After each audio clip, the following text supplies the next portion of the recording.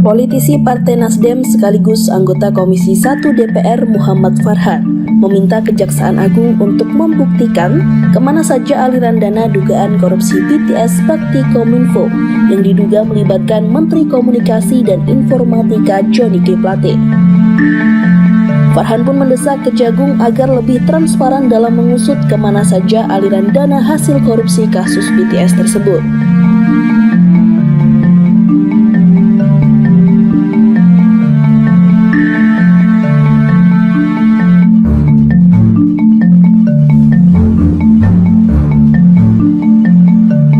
Di sisi lain, Farhan juga menyayangkan langkah Kejagung yang menyelidiki dugaan aliran dana korupsi Johnny ke Partai Nasdem. Farhan menegaskan bahwa Partai Nasdem sama sekali tidak menerima aliran uang korupsi dari Johnny. Oleh karenanya, Farhan menyarankan Kejagung untuk tidak asal menuduh dan menyelidiki terlebih dahulu dugaan aliran dana korupsi BTS Bakti Kominfo ke Partai Nasdem.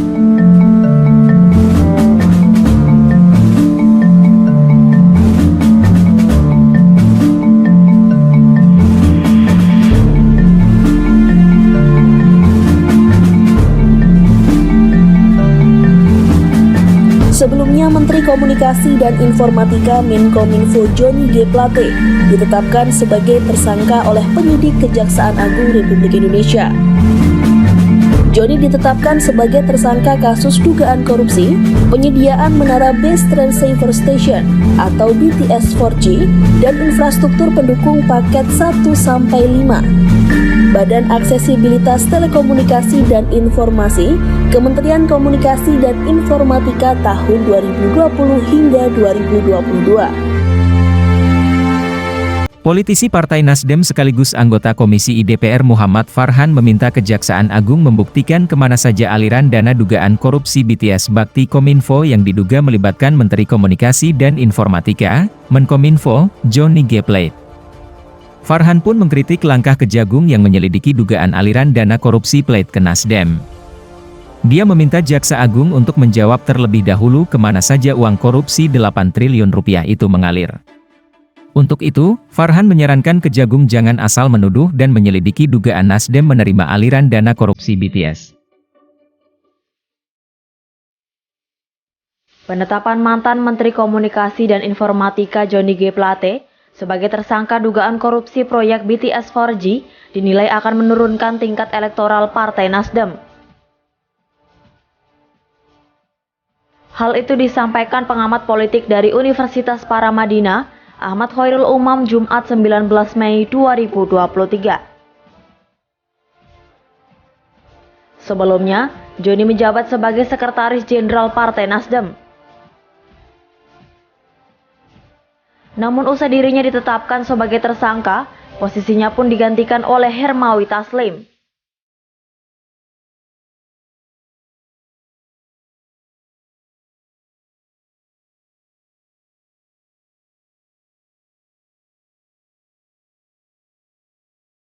Sebelumnya, Johnny diduga terjerat kasus korupsi penyediaan menara Base Transceiver Station atau BTS 4G dan infrastruktur pendukung 1-5 bakti Kementerian Kominfo tahun 2020-2022.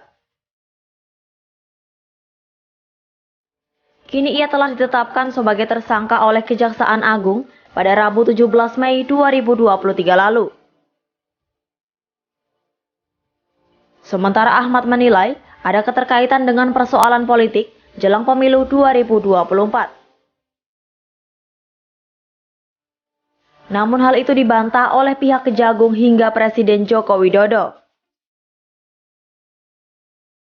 Sebelumnya Johnny dan adiknya Gregorius Alex Plate sempat 2 kali diperiksa sebagai saksi terkait kasus tersebut. Johnny ditetapkan sebagai tersangka usai diperiksa untuk ketiga kalinya. Di sisi lain adiknya Gregorius masih berstatus sebagai saksi.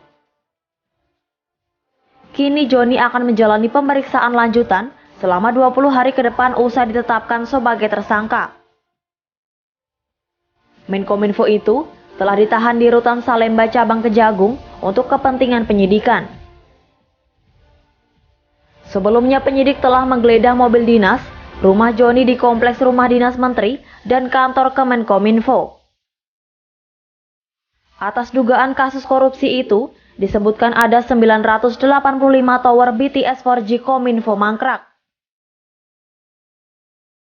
Padahal, target pembangunan tower yang harus dicapai yakni 1.200 dalam jangka waktu 2020-2021. Atas kasus yang menjerat Joni, negara diprediksi mengalami kerugian sebesar 8 triliun rupiah. Terkait hal itu, Jokowi sempat mengatakan bahwa tidak menutup kemungkinan akan melakukan reshuffle untuk mencopot menteri-menteri yang berasal dari Partai Nasdem.